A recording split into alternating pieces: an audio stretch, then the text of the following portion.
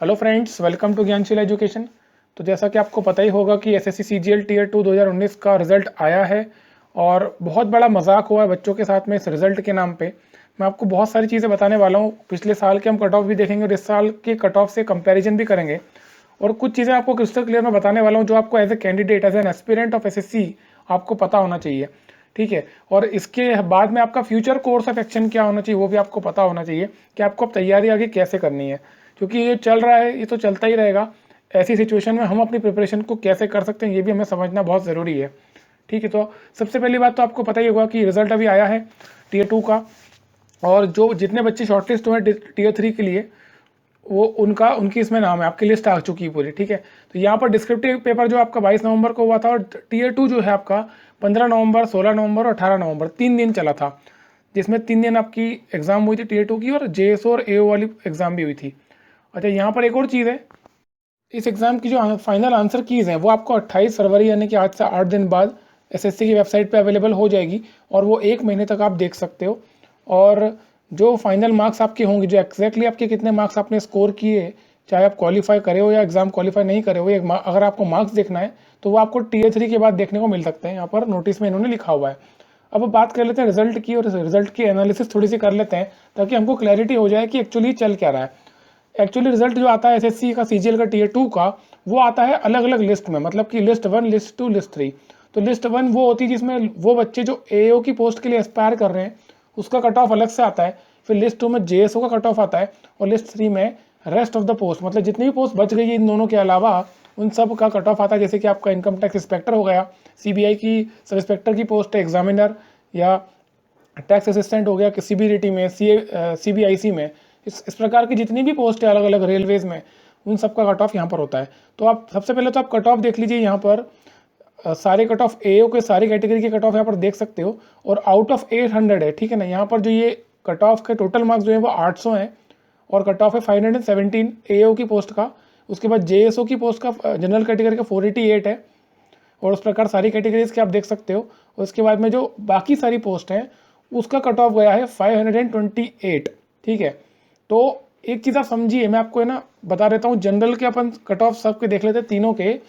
जो आप एओ में जो कट ऑफ देख रहे हो 518, वो 800 में से है। जेएसओ का 488 800 में से है। लेकिन ये बाकी की सारी जो पोस्ट है ना, इनका जो कट ऑफ 529 ये 600 में से है।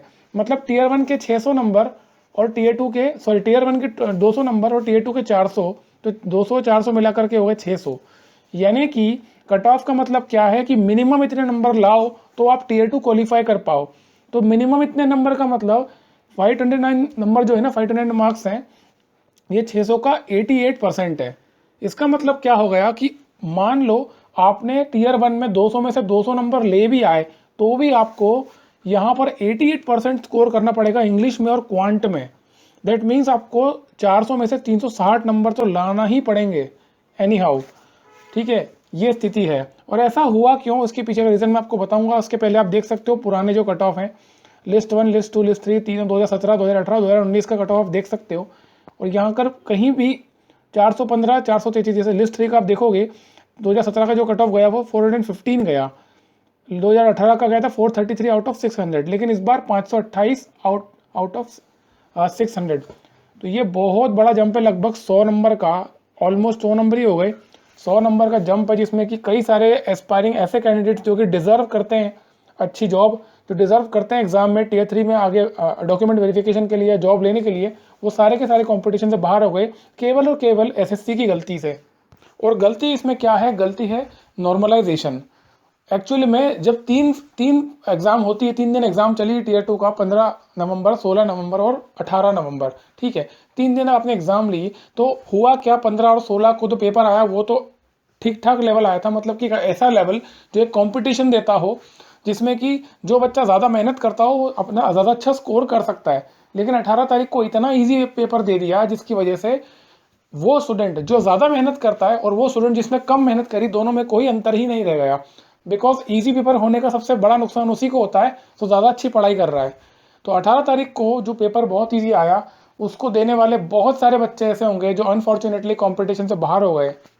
और मुझे फ्रेंड्स जेन्युइनली बता रहा हूँ, मेरे पास में अभी इतने सारे फ़ोन आ रहे हैं, इतने सारे मैसेज आ रहे हैं, मतलब मैं मुझे इतना बुरा लग रहा है बच्चों के लिए कि इस प्रकार की ऐसी स्थिति है कि एसएससी एक एग्ज़ाम को फेयर तरीके से कंडक्ट नहीं करवा सकती है। चीटिंग अगर एग्ज़ाम में नहीं हो रही है, कोई प्रॉब्लम नहीं हो रही, डायरेक्ट डिले नहीं हो रहा है, तो ये नई चीज़ लेकर आ जाते हैं नॉर्मलाइजेशन, जिसमें ये यही इंश्योर नहीं कर पा रहे कि 3 दिन पेपर लेना है, लेकिन तीनों दिन आप पेपर का लेवल एक जैसा नहीं रख पा रहे हो। सबसे बड़ी बात तो मैं आपको बताऊं, नॉर्मलाइजेशन की ज़रूरत ही नहीं है अगर इस तीनों दिन के पेपर्स को समझदारी के साथ सेट किया जाए। करना आपको क्या है, क्वांट आपके 100 क्वेश्चंस आपको एक बार में पूछना है, टोटल मिलाकर के 300 सवाल फ्रेम करना है। 300 सवाल आप ऐसे फ्रेम करो जिसमें आपको लगे कि एक लेवल आपने मेंटेन किया हुआ है। लेकिन पहले दिन एग्जाम बहुत टफ पूछ लिया, फिर आखिरी दिन एग्जाम बहुत ही ईजी पूछ लिया। इस वजह से जो फॉर्मूला नॉर्मलाइजेशन का, क्योंकि देखो वो तो एक फॉर्मूला है, वो तो एवरेज के ऊपर काम कर रहा है। फॉर्मूले को कोई मतलब नहीं है कि कमीशन ने क्या किया है, पेपर का लेवल कैसा था, वो तो एवरेज मार्क्स निकाल लिया और उसके अकॉर्डिंग उसने अपना फॉर्मूला अप्लाई करके जो फाइनल कट ऑफ था वो निकाल दिया। लेकिन एक्चुअल में गलती यहाँ पर एसएससी से ये हुई है कि इतना वेरिएशन लेवल एग्जाम के पेपर के लेवल में नहीं आना चाहिए। क्योंकि अब क्या होगा, आने वाले समय में भी हर बच्चा ये दुआ करेगा कि उसके सामने इजी पेपर ना आ जाए। क्योंकि इजी पेपर आने का मतलब यही है कि एक वो स्टूडेंट जो बहुत कम पढ़ रहा है और एक वो स्टूडेंट जो बहुत मेहनत कर रहा है, दोनों में कोई अंतर ही नहीं बचता। और नुकसान किसका होगा, जो ज़्यादा मेहनत कर रहा है, क्योंकि दोनों ही एक जैसा परफॉर्मेंस दोनों का दिखेगा और फाइनली नॉर्मलाइजेशन में नंबर भी एक जैसे आ जाएंगे। तो यार ये तो बहुत ही दुर्भाग्यपूर्ण है कि कमीशन मतलब इतने बड़े लेवल पे काम करता है और आप ऑनलाइन आप एग्ज़ाम ले रहे हो और एक अच्छा समय आपके पास में होता है, आपके पास में टीम है, आपके पास में सब कुछ है, संसाधन है, लेकिन आप 300 सवाल ऐसे सेट नहीं कर पा रहे हो जिसमें आप ये इंश्योर कर पाओ कि जो लेवल है क्वेश्चंस का वो अच्छा लेवल है।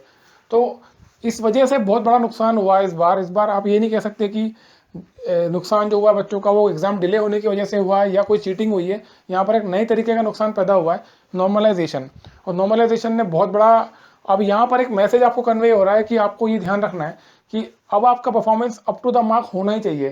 क्योंकि जैसा मैंने आपको बताया 529 मार्क्स आउट ऑफ 600, ये बहुत ज़्यादा कट ऑफ होता है। इतना कट ऑफ मतलब 88% कट ऑफ आपको टीयर 2 में लाना इज़ नॉट ए जोक। आपको बहुत मेहनत करना पड़ती है इसके लिए।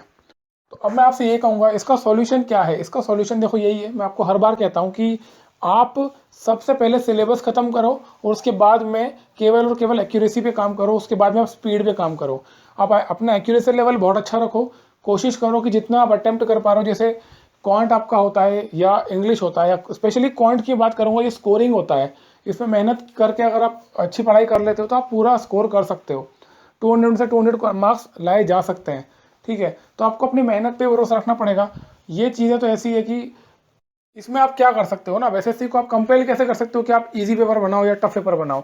ये तो अकल इनके अंदर होना चाहिए, इतनी समझ तो इन चेयरमैन से लेकर के जितने लोग बैठे हुए हैं एसएससी में, इनमें इतना दिमाग होना चाहिए कि इसका नुकसान कौन उठा रहा है। जब आसान पेपर आ रहा है और एक दिन बहुत कठिन पेपर आ रहा है, तो जो आसान पेपर देने वाले वो आपने सबको एक ही तराजू में तोल दिया, तो कितने बच्चों का नुकसान हो गया, कितने डिजर्विंग कैंडिडेट्स थे जो कंपटीशन से बाहर हो गए।